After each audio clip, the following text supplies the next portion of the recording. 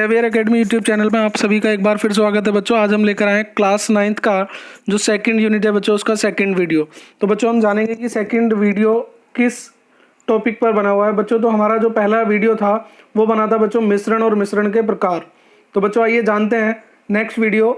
तो बच्चों सेकंड जो यूनिट है उसका नाम है क्या हमारे आसपास के पदार्थ शुद्ध हैं।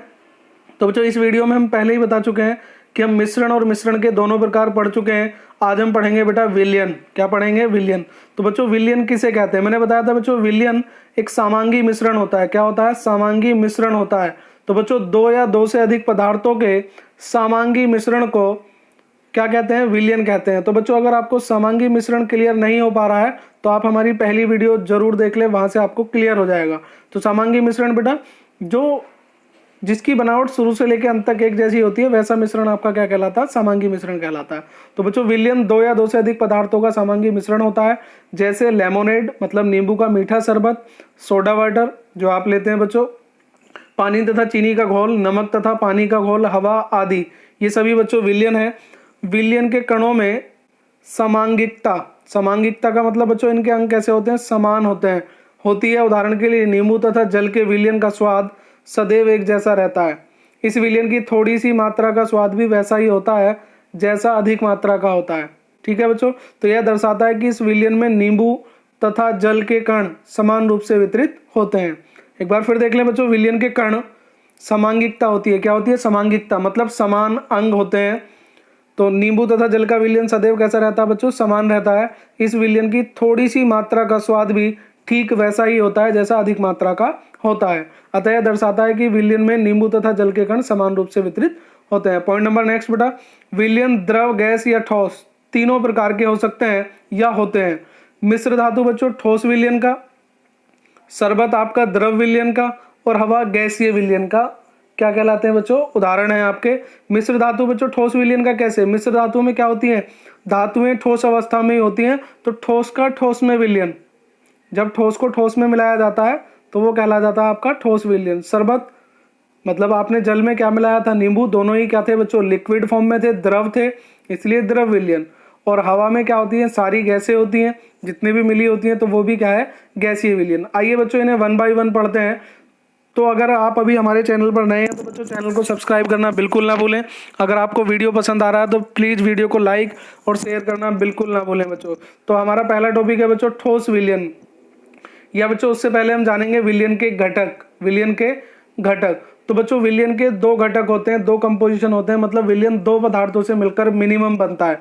मैंने बताया था बच्चों विलयन दो या दो से अधिक पदार्थों से मिलकर बनता है। तो बच्चों जो दो पदार्थों से मिलकर बनता है उसे बोलते हैं बाइनरी सॉल्यूशन। क्या बोलते हैं? Binary solution. तो बच्चों किसी भी सॉल्यूशन में दो चीजें अवश्य होती हैं। पहला होता है बच्चों उसमें हम बोलते हैं विलेय। क्या बोलते हैं?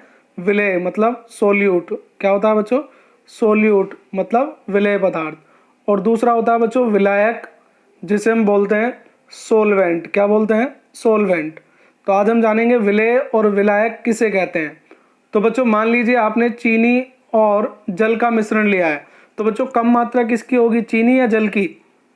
जनरली किसकी होगी बच्चों? चीनी की। तो चीनी क्या है? सोल्यूट, विलेय।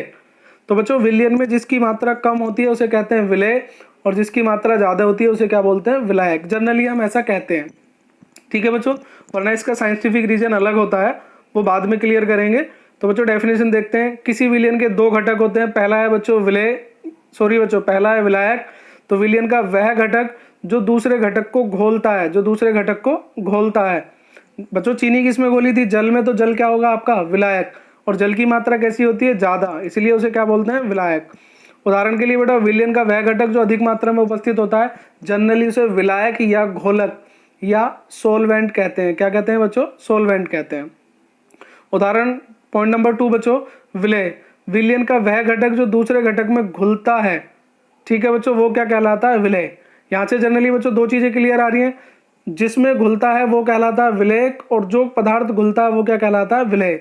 जनरली ऐसा होता है कि जिसकी मात्रा कम होती है वो विलेय कहलाता है, और जिसकी मात्रा ज्यादा होती है वो विलायक कहलाता है।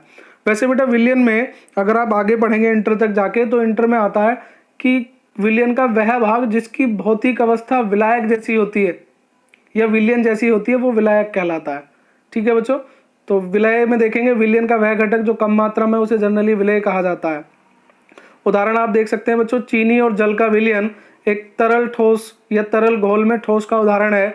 इसमें जल विलायक होता है, जल क्या होता है बच्चों, विलायक होता है, और चीनी क्या होती है, विलय होती है। आयोडीन और अल्कोहल का विलयन जिसे टिंचर आयोडीन कहते हैं बच्चों, उसमें आयोडीन विलय है और अल्कोहल क्या है, विलायक। ठीक है बच्चों, टिंचर आयोडीन बच्चों एंटीसेप्टिक के रूप में कार्य करता है। किसके रूप में, एंटीसेप्टिक के रूप में, एज ए मेडिसिन आप इसे वर्क में ले सकते हैं। तो बच्चों हमने जाना विलयन के दो घटक होते हैं, पहला विलायक और विलय। जनरली आप 9th क्लास तक यही ध्यान रखेंगे कि जिसकी मात्रा ज़्यादा होगी वो विलायक और जिसकी मात्रा कम होगी वो विलय होता है। ठीक है बच्चों, किसी विलयन में एक से अधिक विलय पदार्थ हो सकते हैं। जैसे आपने बच्चों नमक मतलब जल में नमक घोला, चीनी घोली, ठीक है, और नींबू डाल दिया, तो बच्चों विलायक कौन सा था, केवल जल, और विलय कितने हो गए आपके पास, 2 या 3। ठीक है बच्चों, तो हम पहला जानेंगे बच्चों, आपका जो पहला उदाहरण था विलयन को 3 कैटेगरी में बांटा गया, ठोस विलयन, गैसीय विलयन तथा तरल विलयन।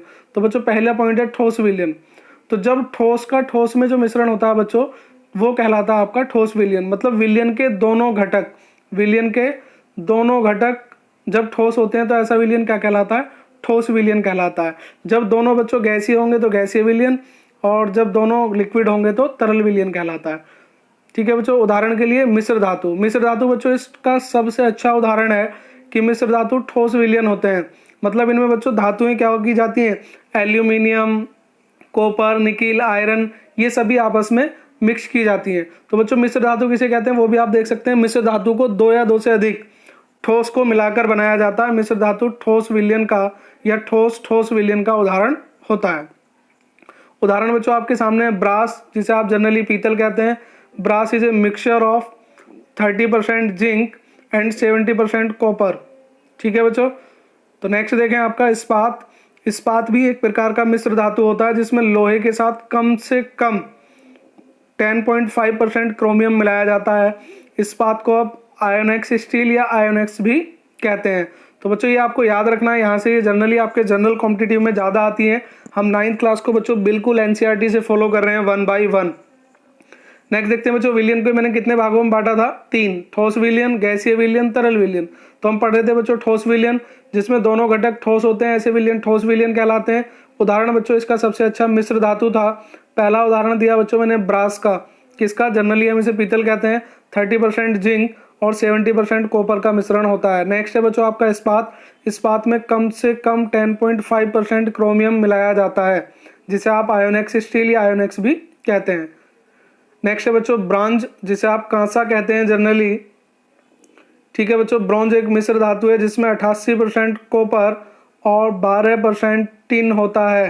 क्या होता है, टिन होता है, मतलब जिसे हम टिन धातु बोलते हैं, मिलाकर बनाया जाता है। ब्रॉन्ज के गुणधर्म को विशेष बनाने के लिए कॉपर और टिन के अलावा इसमें दूसरे धातु एल्यूमिनियम, मैग्नीज, निकेल, जिंक इत्यादि भी मिलाए जाते हैं। मतलब बच्चों ब्रॉन्ज में उसकी क्वालिटी को इम्प्रूव करने के लिए, अगर आपको फ्लेक्सिबल बनाना है या आपको हार्डनेस बनाना है, तो हार्डेस्ट बनाना है, ये सभी बच्चों डिपेंड करता है मिश्र धातुओं पर।